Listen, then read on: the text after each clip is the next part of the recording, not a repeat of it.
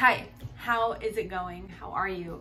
Now, most people I talk to, I don't want to say that they're not big readers or not avid readers, because that states that there's a certain amount that someone should read, and everyone's definition is different. So I hesitate to say anything like that. But when I talk to people about my reading habits, for example, they get this look of disbelief when I tell them that I generally read anywhere between 4 to 5 books at any given time.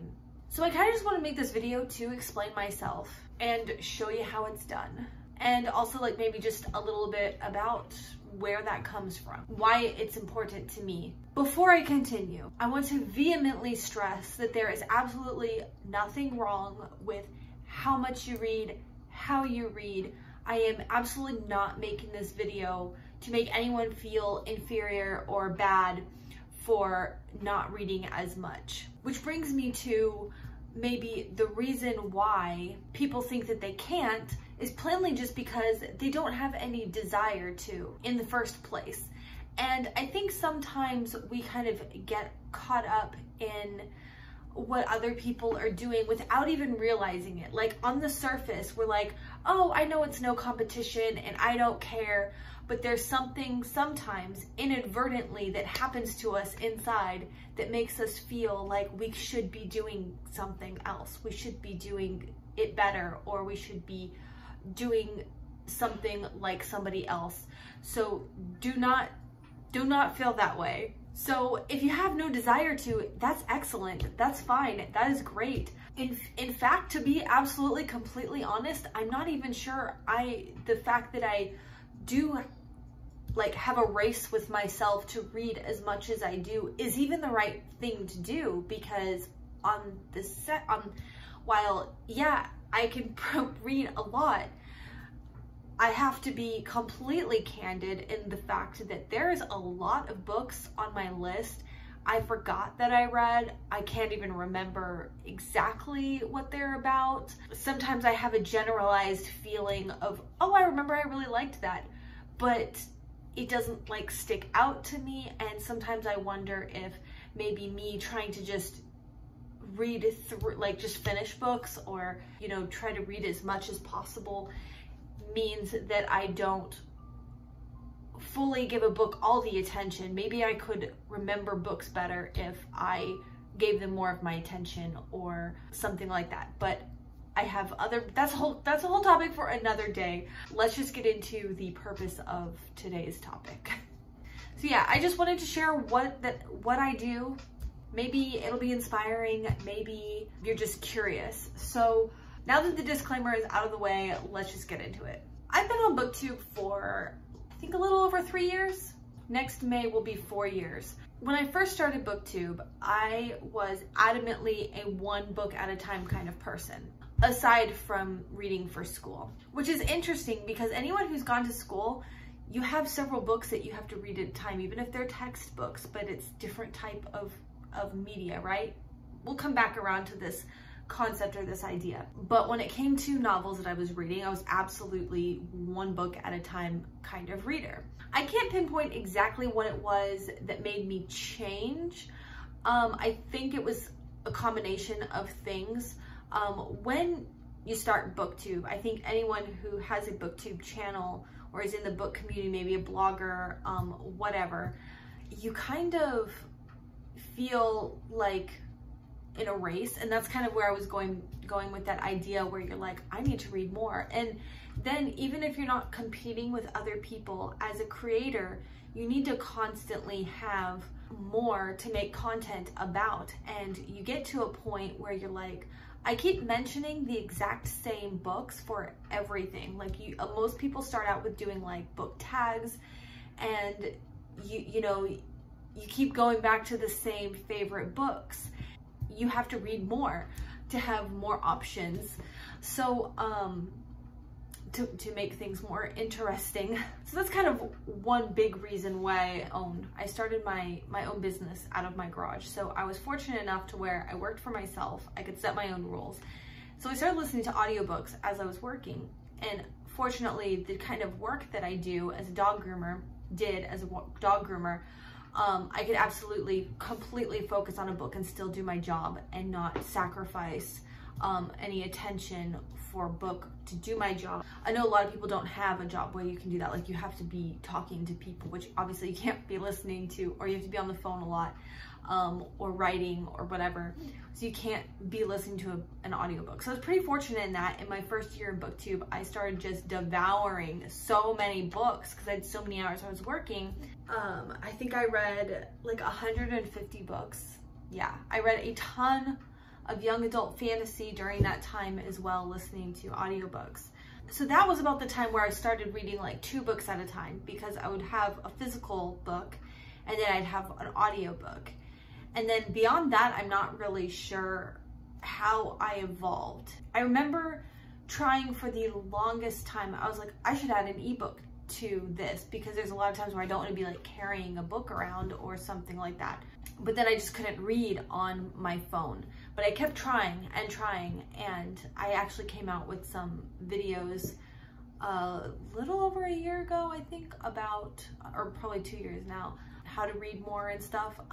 So then I have, that brings me up to about 3 books when I started consistently having ebooks, like 1 ebook and 1 audiobook and a physical book at all times. And now I can even have more than 1 physical book. And then I guess it just kind of grew from there.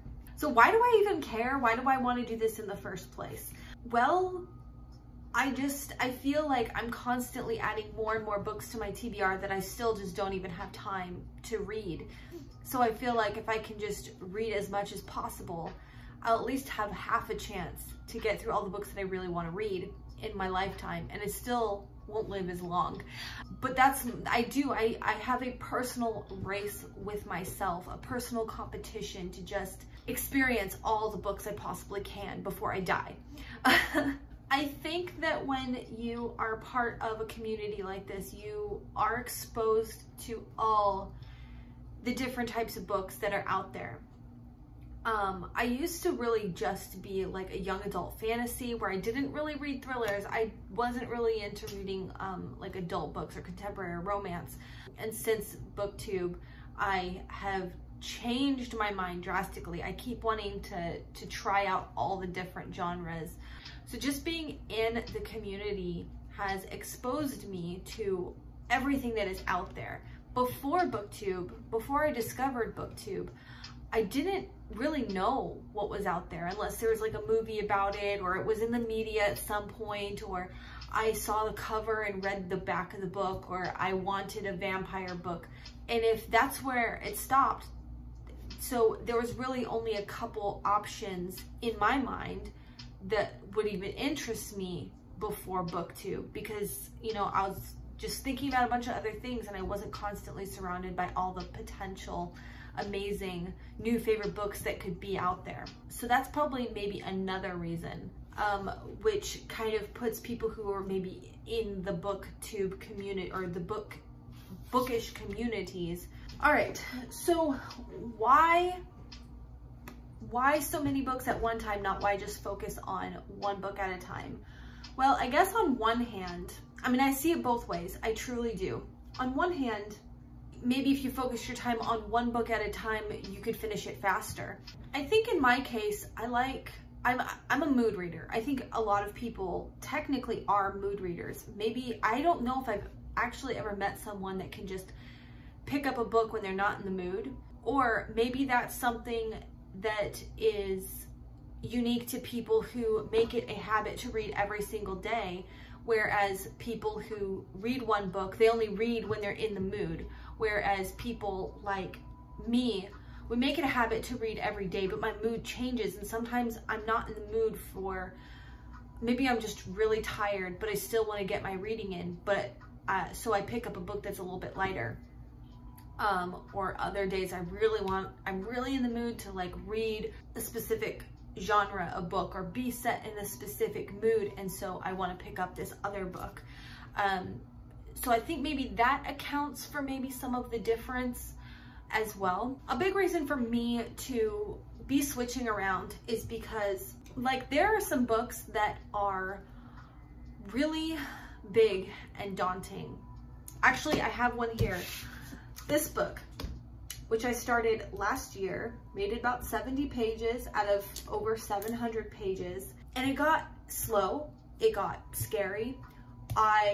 We passed through the spooky months and I wasn't in the mood to read it anymore. For me, this is a purely like it's a scary book. And come spring, I'm just not in the mood to be in the creeped out, spooky vibes. So I didn't always used to be like a seasonal reader. I feel like this year in particular, I have really honed in that seasonal books with different times of year. So there's that.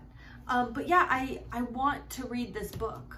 I really do, but I can't sit down and read it in one sitting. I really don't feel like I want to sit down and read the whole thing until like cover to cover till it's finished and not read anything else. And there's parts that like there's times when I'm like too creeped out to read it, but I want to read, so I will read something else. Also, what is it? I particularly like to read like short stories or even like what is it? Oh, like poetry books, I guess. But those are better taken in small doses and not just read one after the other, I think. So that's another reason why I choose to read more than one at a time. And we'll kind of talk about more of that later as well. I think I keep going back to my notes. There's another reason is there are some books like, what was it? Well of Ascension, the second book in the Mistborn series. And there was a huge portion in the middle that really drug on. It was slow and there's no way I could sit and read the entire thing, but I knew for months, like I think it took me like 3 months to finally finish it. I actually had 2 books this year that really dragged on like that, but I really wanted to finish them. But I knew if that was the only book I was allowed to read until it was finished, I probably was not going to want to read, because there are moments in those books, they really slow down. They get very slow, but it's all for a purpose. It's to set a setting and a tone. And like, especially in Well of Ascension, all that period of waiting and anticipation and like what's going to happen next, and well, now we're going to strategize this way, and then we're going to change and strategize this way, and then everything changes, and then we have all this background stuff kind of going on, but it's stagnant. And I feel like it was so intentional. It needed to be that way, so that when it sped up at the very end, it was much more impactful. So those slow moments, I think, definitely like need to happen, but they're not always the easiest times to read. So I like to put them down for a little bit and just read them in small bits. There's also nothing wrong with not reading, but for me personally, I start to feel really off if I don't get some sort of reading in every day. I've gotten to the point where I can't even fall asleep without at least cracking a book. Even if I fall asleep within 2 pages, that's fine. But I always like have to read something. That's how much of a habit reading has been a part of my life. I do think that also it takes some practice reading from more books at a time. And we're gonna dig in deep on this point. Well, when I started adding more books to my repertoire and I started feeling like, wait, this isn't so hard, like I can catch up, I got to the point where I added too many at a time. So I think that it's important to address that I don't read from every single book every single day. I'll explain a little bit more on that in just a minute. I think that maybe that's where there might be a misconception of what it is to be actively reading several books at a time. So maybe some people would consider that not actively reading that many books, but so I don't know, but I consider it. I do tend to put books aside for a while, depending on the book. But sometimes there's a difference between a book that I consider myself actively reading and a book that I've like maybe DNF'd or even DNF'd for the time period. If a significant amount of time has passed, like maybe a year or 6 months or a year, that I haven't picked up the book, then I might mentally take it off of my currently reading list. And then it just gets recycled to the, I'm gonna come back to this book one day. So it becomes my TBR book. That's briefly how that all goes. Some people maybe feel like they'll forget what's going on, and if they set a book aside, especially if they read something else. Most of the time, it doesn't bother me. There are some that, yes, I would need to restart or refresh my memory on. Sometimes that's gonna be really easy and doesn't take a whole lot of time just to refresh my memory. Sometimes all it is reading the back of the book. A couple key points will completely like refresh my memory. Sometimes I will just like look up some Goodread reviews, non-spoilery ones, and those will give me enough information about what was going on, or even skimming the pages or reading the first chapter. So those are some different ways just to kind of, that might be just enough to jog my memory. As I said before, I think it does take practice. It's definitely not like I went from reading one book at a time to just cracking open 5 books at a time.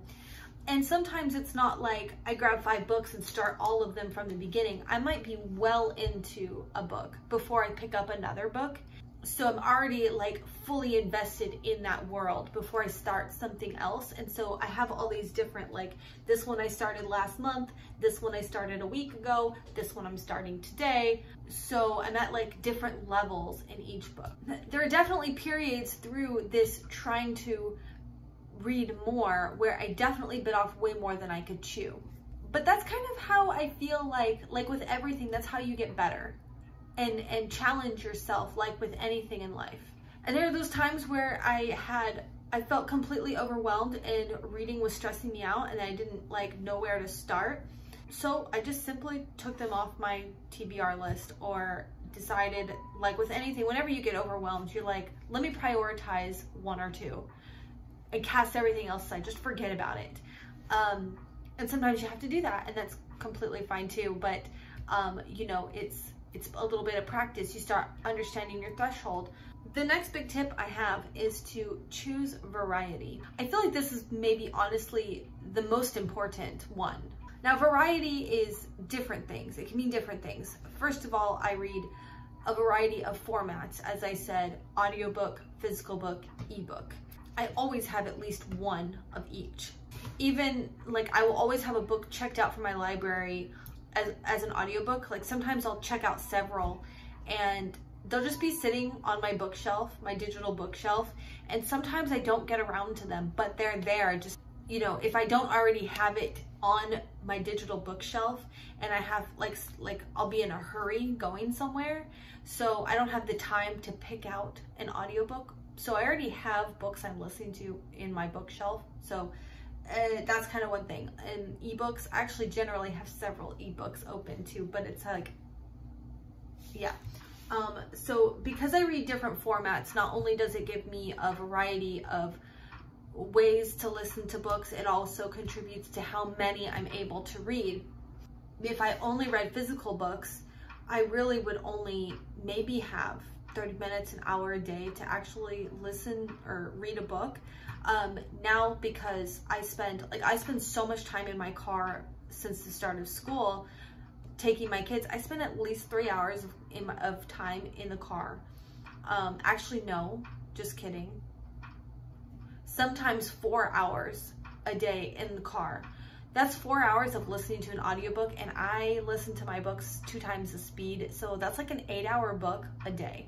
8 hours of reading a day, just if I purely listen to audiobooks in my car. And I don't do that as much as I should, but that's there. The next type of variety is reading a variety of genres, a variety of age range, appropriate like age range, you know, young adult, middle grade, and a range of difficulty. So which kind of difficulty is also kind of synonymous with adult verses. And I think that I think depending on the genre, like we all have like I think we all have 1 or 2 genres that we're most comfortable in, that we enjoy the most. like if you're a nonfiction, if you like fantasy the most, it's easier for you to get into a fantasy than it is like a nonfiction. If you read more nonfiction, that's going to be easier for you than fantasy, and so on. So then that becomes your least difficult on the list, most easily digestible genre. For me, that's like YA fantasy. I can pretty much pick up and listen to and get into a YA fantasy. I can even speed read it if I want to, and I find that it's really, really easy for me to get into. So it doesn't need a whole lot of brain power. So it's all gonna come together, I'll explain. So I will have like a main book. Right now, my main book is Heir of Fire. This is the one that I want to spend the most conscious time on. I want to understand this book. I want to close read and deep read this book, and it's part of a series that I would like to finish. And I prefer to read this in its physical form because I get the most out of it. I can cozy up with it, and this is like my main book. If I were to only read one book at a time, this is the book I would be reading right now. It's a big book, it's a high fantasy, its difficulty level it's not a difficult read, but it's not exactly easy either because I am doing a close read and there's a lot of characters. There's a lot of different perspectives that we're switching through. There's the world that we're trying to learn about, concepts that are particular to this world, descriptions that I really want to enjoy in this book. So that's what I mean by, you know, difficulty level. So therefore it takes a little bit more mental effort and concentration level. And this isn't always the case. Sometimes with a main book, especially one like this and the things that are going on in my life right now, keeping me from reading as much as I would like to read this book, I will sometimes have the audiobook of it and kind of flip back and forth. I do have the ebook of it though, and so when I'm in the mood, like while I'm waiting in line to get my kids, sometimes I will read my ebook of this book, and it gives me options to read it anytime, anywhere. So then I have an audiobook, and it's on my phone, which I'm filming on right now. I have an audiobook. Technically, I have like 3 audiobooks checked out from my library right now. I'm kind of in between some audiobooks. I started listening to On the Road by Jack Kerouac, but then I just finally found a copy of it at my used bookstore. So I think I kind of want to hold off listening to it and just read the physical book. I'm not really sure. So I'm kind of in the middle on what audiobook I'm going to be focusing on, but I have some audiobooks. The main takeaway from this is that I pick a completely different genre than my main book. If I were to pick, for example, I don't know, 2 fantasy books, 2 high fantasy books, I could get things confused. If you must pick 2 fantasy books, which I think it can be done, it just don't pick 2 fantasy books that center on fae lore. Like if one is about vampires and one's about fairies, you might be able to mix the 2. I personally still don't like to because a lot of fantasy have similar, like maybe names or similar tropes, and even the smallest things, sometimes you can kind of get confused. Plus, I just like a lot of this is because I'm a mood reader, so sometimes I'm in the mood to just completely switch things up. That kind of point is like kind of a strict rule for me, but you kind of have to just learn as you go. Like I said, just trial and error, test it out, play around with it, have fun with it, figure out what works for you. But I have definitely gotten 2 books that seemed similar and I completely got everything mixed up. So it does happen. Some of the fantasy character names definitely overlap. I think like Damon is such a common name for like a bad boy character. So now to ebooks. I also keep an ebook, as I said. And even on my ebooks, I usually have several books going. Like right now I have like a nonfiction. I have Ode Less Traveled that I'm very casually reading. I have like a poetry book that's open on my ebook. I think it's like a Rilke book. And then I have Heir of Fire. Now, I don't know if you call it different kind of media. It's definitely different genre, but it's also completely different because I will have like poetry books. I have two books here. One of them is essays and one of them is short stories. I think I need to pick one or the other. I'm kind of leaning more towards Chekhov right now just because I've been watching a YouTuber, I think his name is Benjamin. I've been watching this YouTuber talk about, a new YouTuber I literally just found, who talks about classics and especially Russian literature, and he just inspired me so much. And I just found this book and a short story of Chekhov, and so and these are really short. Like some of them are only like 4 pages long. So I think I might end up picking up this one, but while they are short stories, it doesn't necessarily make them easy to read. It might take a little bit more brain power, but I can read them in short periods of time, like while I'm sitting in line to go get my kids, which I need to be leaving to do that right now. Also, poetry books, those aren't books that you would sit and read consistently, but I don't have it with me right now, but I have a little paperback. I was reading like a little section every single day at bed. Like I would read. I feel like this is now getting a little bit too complicated. I apologize. I hope I am making sense. I just recently gone in a little bit different direction for a whole new purpose because I'm trying to also clean out books as I'm moving. For example, like maybe a day in my life of reading might look like I would probably wake up and like, okay, so today I woke up, and when I got home from taking my kids, I got some coffee and I was waiting for a Zoom meeting to start. So I had about an hour, so I read from this book, House of Leaves. Today when I go pick up my kids, I might read some short stories. I might start getting into this. Then at bedtime, I might either pick up this or this.